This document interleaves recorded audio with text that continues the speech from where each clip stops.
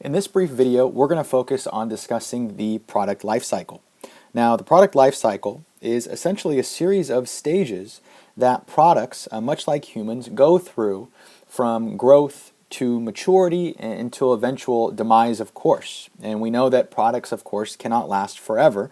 And some go through the product lifecycle to varying degrees. Some can go through them in a matter of weeks or months, and some can go through them for multiple decades and eventually be retooled or redesigned in a way to delay the process of inevitability, delay that process of ultimately meeting that demise, so to speak. So let's go through the product life cycle. What I want to do is walk you through the stages, and then what I'd like to do is give you a few examples so you get an idea of what types of products are in some of these stages, just to help kind of reinforce that basic idea here. So first thing I'm going to do here is just kind of draw a brief chart to work with. And then I'm going to draw a brief line right here. And this line is going to signify sales. And so sales are going to be obviously different at different points in time. And then we have a series of different stages that we ultimately have to work with here. And so in the first stage, which typically goes right about here, we call this the introduction stage.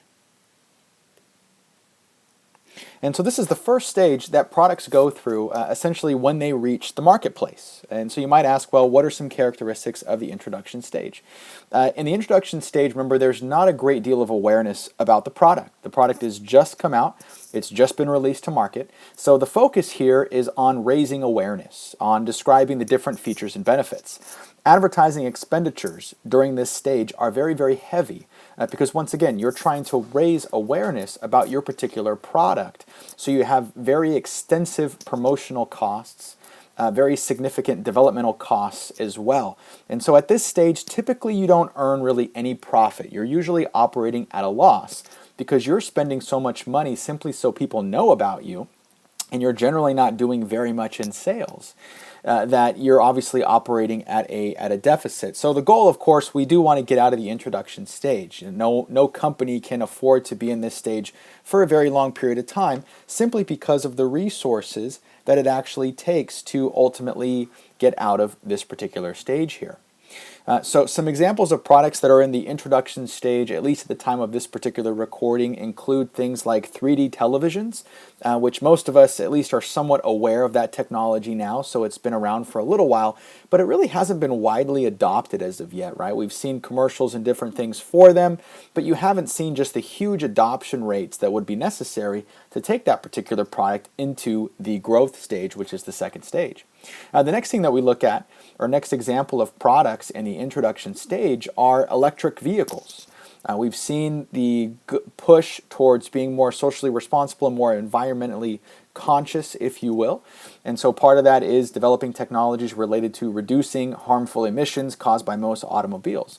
However, you really haven't seen them widely adopted yet. Once again, we're very familiar that electric cars are in existence and are being developed, but we haven't seen a large number of people adopt them as of yet, which keeps it in that intro stage. And so you do see some advertisements and different things done to try and raise awareness about the different features, about the benefits, why, of course, we cannot live without this particular product. But you don't see the wide adoption rates that are necessary to transfer it over into more of the growth stage, so to speak.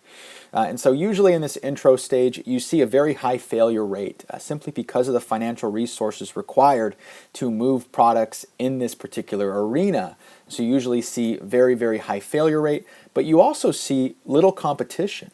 And in this stage, typically you are oftentimes the first to market because no other company has proven that you can profitably, at least, sell this particular product.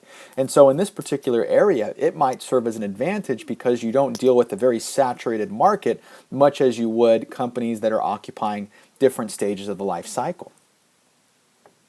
So moving on, once we get through the introduction stage, or I should say if we get through the introduction stage, we go through what we call the growth stage. And the growth stage is characterized by a number of different things that I'll go ahead and describe to you. In the growth stage, as you can see from sales, which is notated by this orange line here on your screen, we obviously have rising sales more significantly so than were rising previously. And so sales start to climb. The new product begins to attract more customers. The product slowly begins to show a profit. Obviously, as sales increase, it reduces, of course, the burden of those developmental costs. Maybe advertising expenditures aren't as significant simply because there's more awareness already. And what happens is, as a company that is occupying this stage, what happens is that you begin to see more competition. And we've seen this from a number of different things. An example, of course, is in 2007, Apple released the iPhone. And it was one of the first phones, not necessarily that was a smartphone per se, but that was very similar in style to what we see is more common now. And so Apple really pioneered kind of that design and that functionality, if you will, with the applications and different things of that nature. And it wasn't until they successfully implemented that, and then obviously did some sales and were becoming very, very popular, that you started to see new entrants into the market. You start to see Google's Android operating system. You start to see handsets made by HTC and made by Samsung and other competitors in that particular market, because once again, success tends to attract competitors. And ultimately, that's what tends to happen in the growth stage. And so what are some examples of growing products, of course, or products that occupy the growth stage? Tablet computers are, of course, a growing market, have been growing significantly over the last several quarters, and oftentimes continue to double with regards to sales. So that is certainly a growing industry, certainly an industry that's attracted a large number of competitors. We've seen just recently Microsoft coming out with the new Surface tablet. Google has developed its Nexus tablet and also tailored a larger 10-inch tablet. And you see a number of other players in the market obviously developing similar type products, because obviously if it's a growing industry, companies want to kind of locate in that particular industry as a way of maximizing sales, of course. So what happens in this stage is you deal with a great deal of product differentiation, because in the intro stage there's little competition, so there's no one to compete against. In the growth stage, because you start to see more entrants into the market, you have to start to differentiate your product in the minds of consumers, so ultimately you can stand your ground. And if that isn't the case, then you're going to be suffering because of the increased competition. All right, the next stage in the market, or in the product life cycle, I should say, is characterized by sales ultimately going through a decline portion. So we have what we call the maturity stage. And at the beginning of the maturity stage, sales are actually increasing still, as you can see here from this orange line on your screen. But eventually, in the maturity stage, we start to go through a point to which sales begin to decline. And they begin to decline at a pretty rapid rate, but it depends ultimately on that product. And so we know that the maturity stage is characterized by slowing sales growth. The highest profit level is typically reached in the early stages of the maturity phase. But what happens is because of increased competition, what this does is this causes people to compete on price. Product differentiation at some point doesn't work as much. And so what really happens is you start to have people competing on price, so you have a great deal of price cutting, of course. And for what we know about business is when you cut prices, that eats into ultimately what your profit margins are. So you have lower profit margins, which typically produce lower profits. You have increased advertising and promotional expenditures. You do a lot of sales promotions as a way of ultimately maybe doing discounts and various other things, so people will ultimately purchase your product over maybe a competitor's product. And towards the latter end of this stage, you usually have sales beginning to fall as you go into the last stage in the product life cycle. So some examples of products in the maturity phase include laptop computers, include netbook computers. You do have flat screen televisions are in the maturity type stages. Now, one of the things I need to mention is that products can stay in the maturity stage for decades. So although some products may go through the product life cycle rather quickly, like fads and different things that maybe are popular one week and then all of a sudden they're not anymore. Certain products can stay in these stages for a large period of time.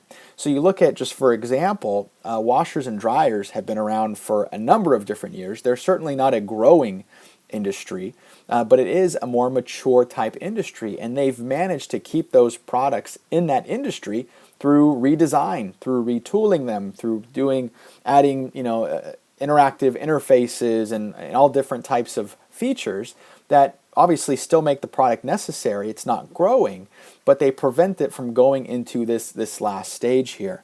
And that last stage is one which we call decline. And the decline stage is characterized by both falling sales as well as profits, but you continue to be profitable in a sense.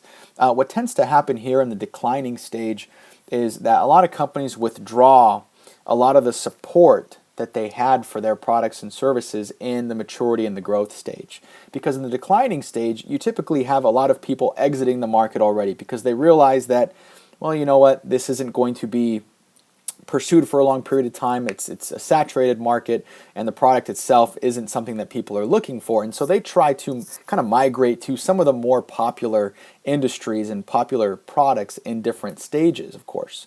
So you don't focus necessarily on that. But what happens is these products typically sell themselves. And so you don't need a great deal of promotional support or a great deal of advertising expenditures to actually sell the products. And so by not having those expenditures, that means that you can keep a little bit more of the profit. So you can still maintain a little bit of a profit margin in this particular stage, but you do have falling sales. Now, a great example of this, of course, are desktop computers today, and even, I'd mentioned laptop computers are maturing. We're beginning to see them transition more to a decline, although I don't know if they're necessarily in that stage. But every quarter, laptop sales decline as a percentage of the electronics market, if you will. And the same thing with desktop computers. You're beginning to see, although we still have them, there are companies like Apple, for example, that still have different revisions to existing desktop computer lines, but ultimately their sales are beginning to slow and decrease in number simply because of technology the way that it is. And it's very, very difficult with technology to be involved in the product life cycle because we can go through these things rather quickly, of course. So in addition to desktop computers, you have VCRs, obviously, are declining, or have declined, I would say, in number drastically. AM, FM radios, specifically for those, are declining drastically. You even have iPods, for example, are in a declining type industry. You still see Apple making adjustments to them, making revisions to them, and changing the features, changing the design ultimately to kind of retool them so ultimately people will purchase them. But they continue to decline as sales every single quarter. And so that would be another example of a potential declining industry, although Apple still has obviously some support for them. So, I mean, the question here is if we know that ultimately products go through this life cycle, well, how do we keep them from going through them at a rapid pace? And that really just lies in the ability to redesign them and repurpose them. So certain products like baking soda, for example. Baking soda was originally designed to be a cooking type product, so used when you cook, and eventually went through this product life cycle. And so the company that made that particular product retooled it to have more of a emphasis with regards to deodorization. And so as it was sold from a different angle, right, repurposed, and it was promoted as doing something else, well, ultimately you kept baking soda in the product life cycle. It did not decline like we once thought it would because it was being sold for a specific way. So redesigning or retooling products is a great way to at least decrease the speed at which they go through the decline phase, of course. But this is exactly why companies map out the different products that they have, because they need to know at what stage they are occupying, because they want to make sure and have different products available that are going to be introduced and growing to compensate for the eventual decline in other products. And so this is characteristic in a number of different industries, and you certainly see it in the technology industry, technology sector, simply because technology has been changing so rapidly.